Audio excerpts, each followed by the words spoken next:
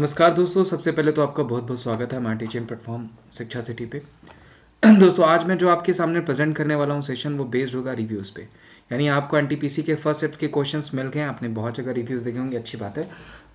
हम भी आपको रिव्यूज़ दे देते हैं प्लस एक्स्ट्रा डिटेल्स, और आप देखिएगा कि कितने क्वेश्चंस हैं जो हमने आपको पढ़ाए वो पूछे गए। मोस्टली आप देखेंगे आज के पेपर में लगभग सारे क्वेश्चन जो है हमारी क्लास से पढ़ाए गए जो कि आपको पूछेंगे। चाहे आप मेरी स्पेशल क्लासेस देखते हो अकेडमी पे, आपको पता है कि मैं अकेडमी पे भी स्पेशल क्लासेस लेता हूँ, फ्री की क्लासेस। उसको जो है कि आप एप्लीकेशन इंस्टॉल करके विमलेश यादव सर्च करके वहाँ पे देख सकते हैं।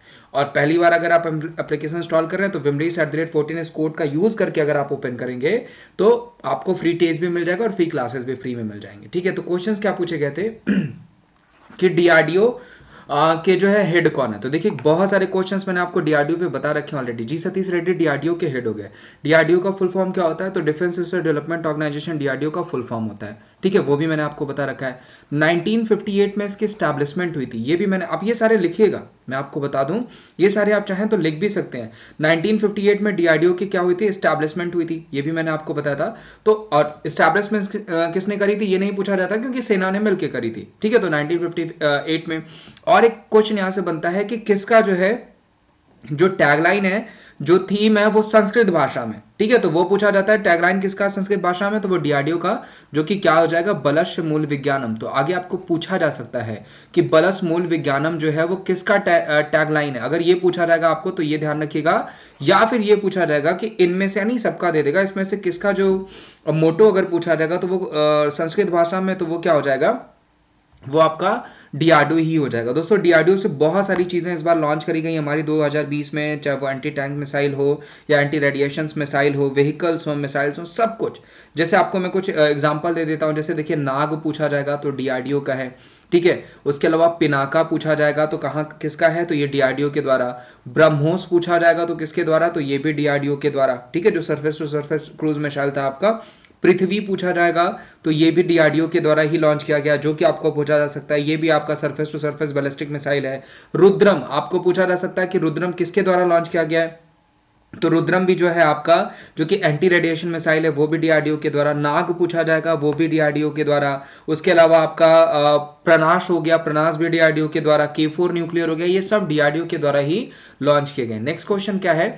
बंगाल विभाजन के समय वायसराय कौन था? तो सबको पता है 1905 कौन था?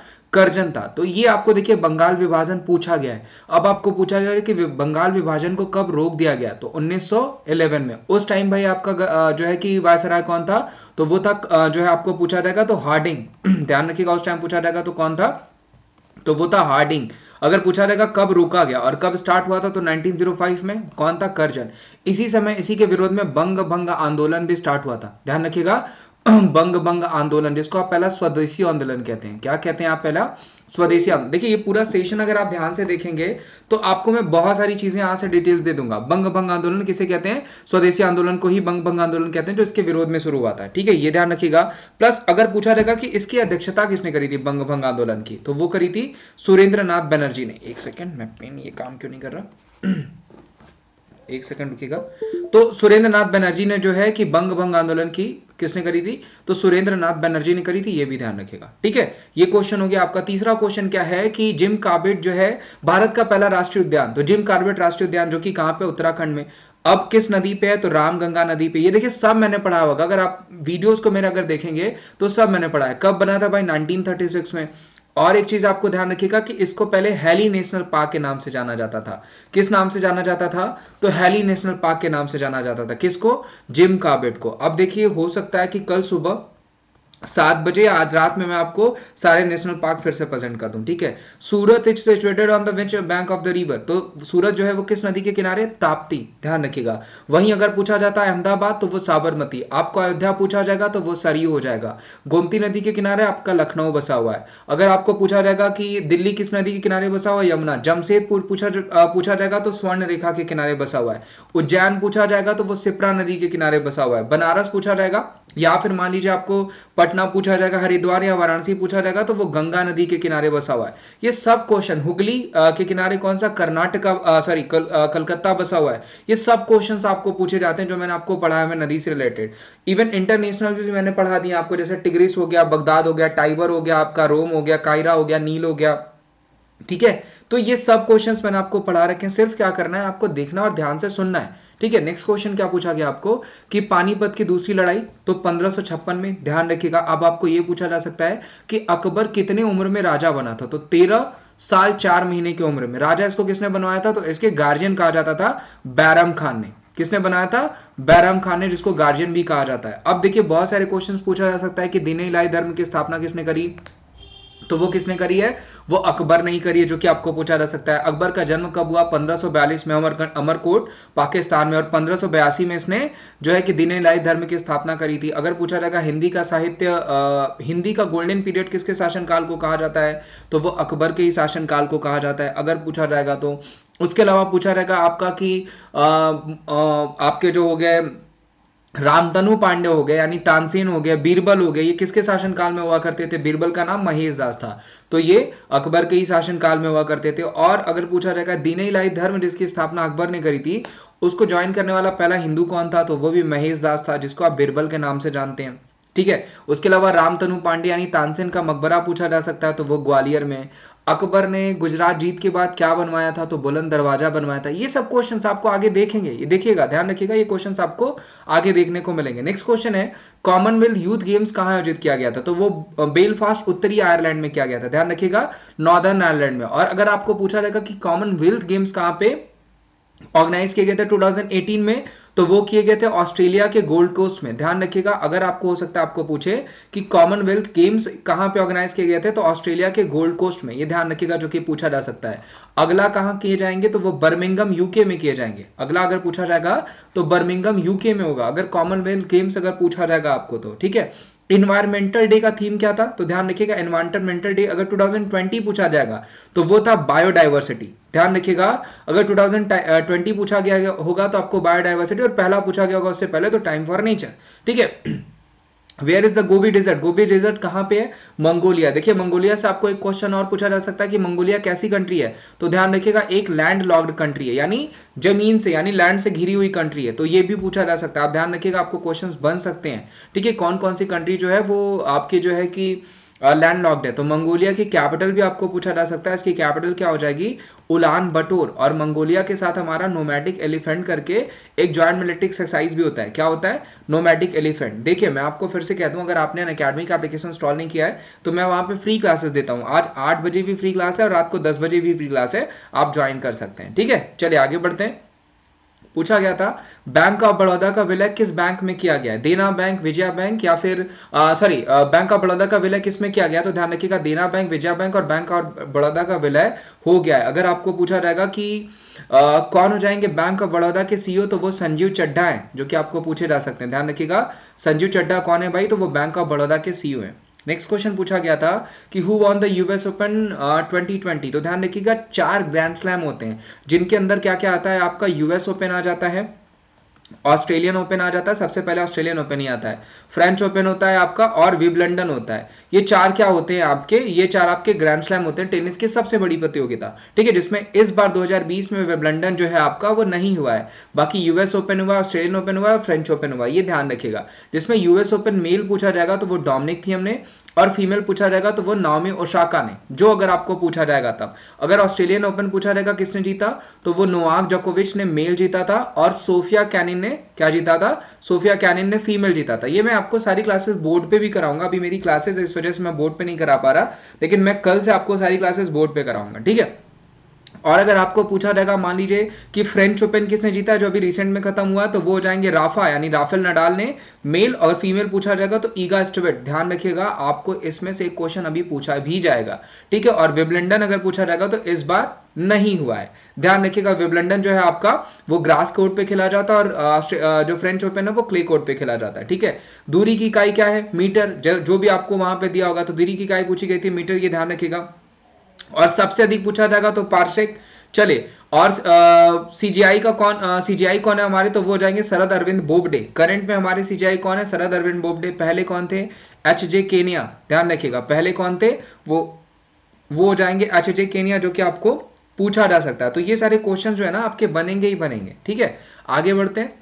पूछा गया था पृथ्वी का घनत्व कितना है, तो 5.5 ग्राम टू सेंटीमीटर क्यूब, ये भी ध्यान रखिएगा जो कि आपको पूछा गया था। What is the density of moon, moon की डेंसिटी भी आपको पूछी गई, तो 3.34 ग्राम सेंटीमीटर, ये भी ध्यान रखिएगा। आपको पूछा गया था सैडल पीक हिल कहां पे है, तो वो है अंडमान निकोबार में, ध्यान रखिएगा सैडल पीक कहां पे है, अंडमान निकोबार में। और पूछा जाएगा कि अंडमान निकोबार को कितने डिग्री चैनल अलग करता है, तो 10 डिग्री चैनल अलग करता है। कौन यहाँ के एडमिनिस्ट्रेटर हो जाएंगे, यानी राज्यपाल कौन हो जाएंगे, तो वो हो जाएंगे डीके जोशी। यहाँ के लेफ्टिनेंट गवर्नर पूछा जाएगा तो डीके जोशी हो जाएंगे। और ध्यान रखिएगा पूछा जाएगा कि आपको किस जो है कि केंद्र शासित प्रदेश की समुद्री तट यानी जो कोस्टल लाइन है वो सबसे लंबी है, तो वो अंडमान निकोबार की है। ये क्वेश्चन भी पूछा जा सकता है आपको, ठीक है, अच्छा क्वेश्चन है। What is the brain of computer, तो सबको पता होगा सेंट्रल प्रोसेसिंग यूनिट को ब्रेन ऑफ कंप्यूटर कहा जाता है। और पूछा गया था स्वराज हमारा जन्मसिद्ध अधिकार, ये किसने नारा दिया था, तो बाल गंगाधर तिलक ने। अब बाल गंगाधर तिलक की किताब हो जाएगी गीता रहस्य, कुछ क्वेश्चंस मैं बता देता हूं,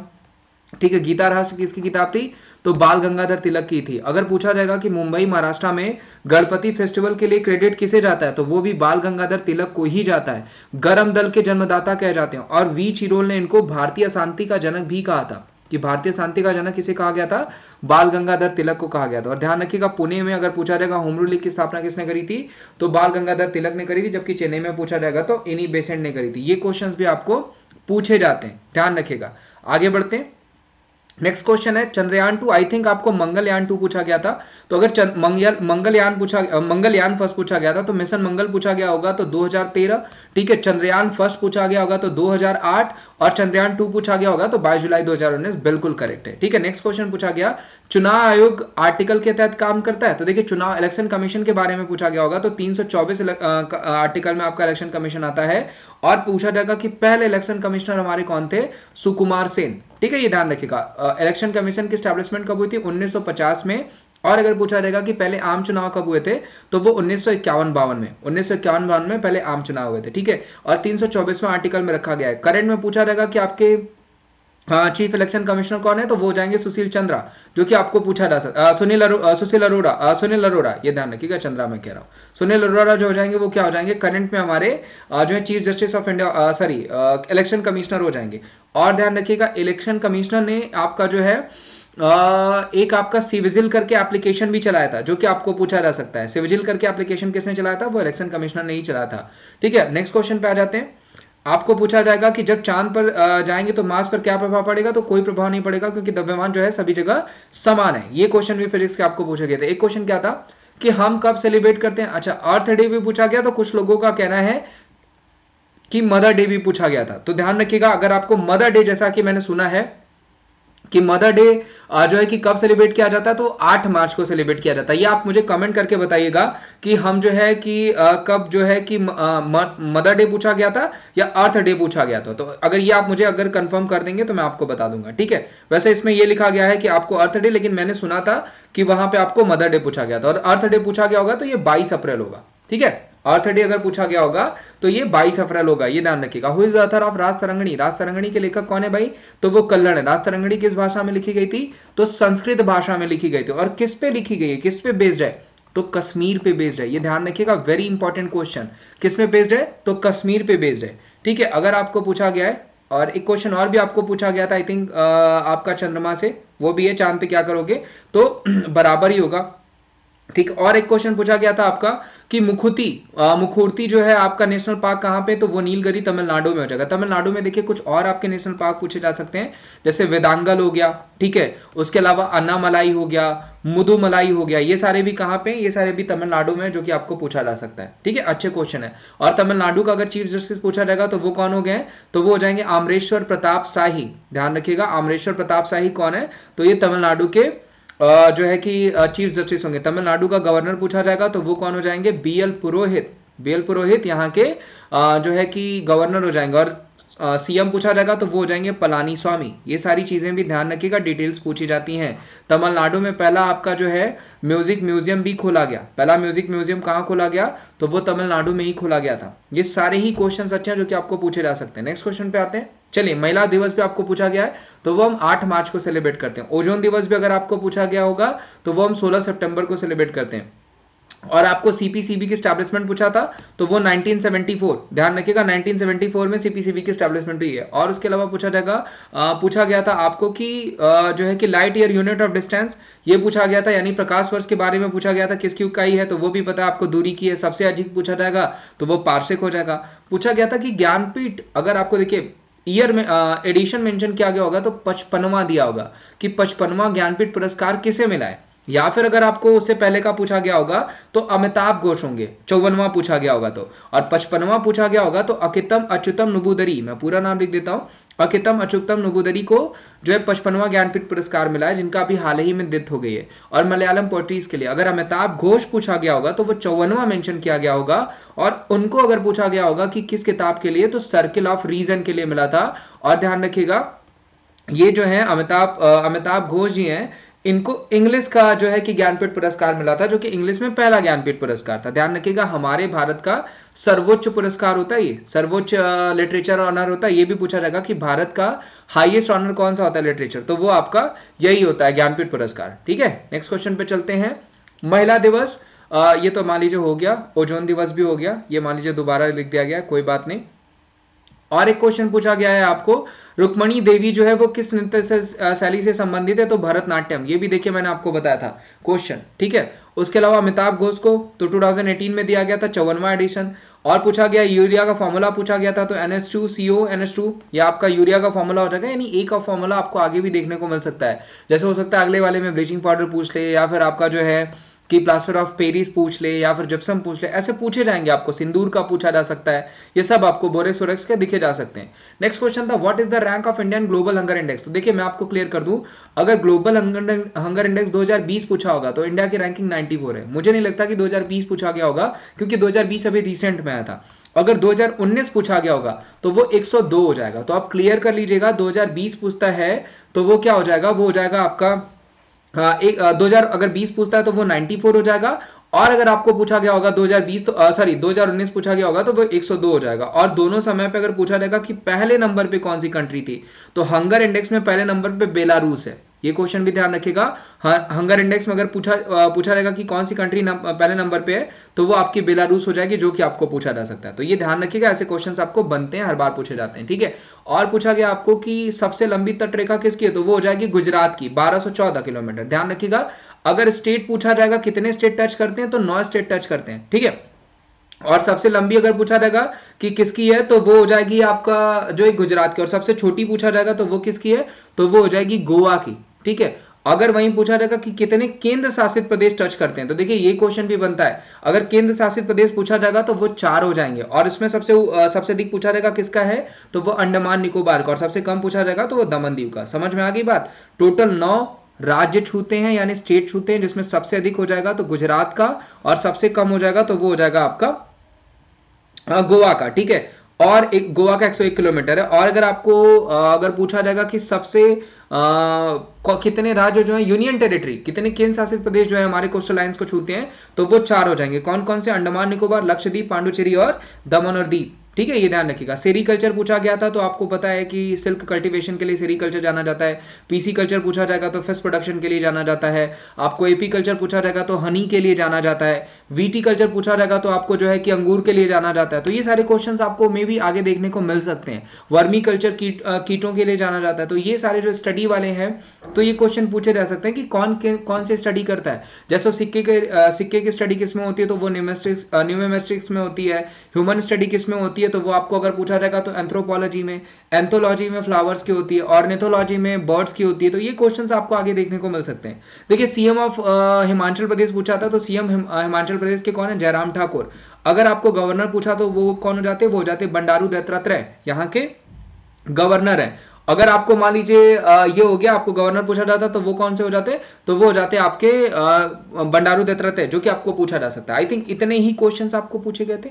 जी हाँ, इतने ही क्वेश्चंस पूछे गए थे। और आप जितने लोग भी सेशन देख रहे हैं, मैं आपको बता दूं कि ये सारे सेशंस मैंने करा रखे हैं। जितने भी सेशन आप अपने स्क्रीन पे दिख रहे हैं, ये सारे ही सेशंस मैंने करा रखे हैं। सिर्फ आपको पर डे रिव्यू देखना है, या फिर वीडियोस पड़ी हुई है, सिर्फ आप उतना भी जाकर के देख लेंगे तो बहुत सारे क्वेश्चंस आपको मिल जाएंगे। मैं ये नहीं कह रहा कि सारे के सारे क्वेश्चंस मिल जाएंगे, लेकिन मोस्टली क्वेश्चंस हमारी क्लास से आपको देखने को मिल रहे हैं।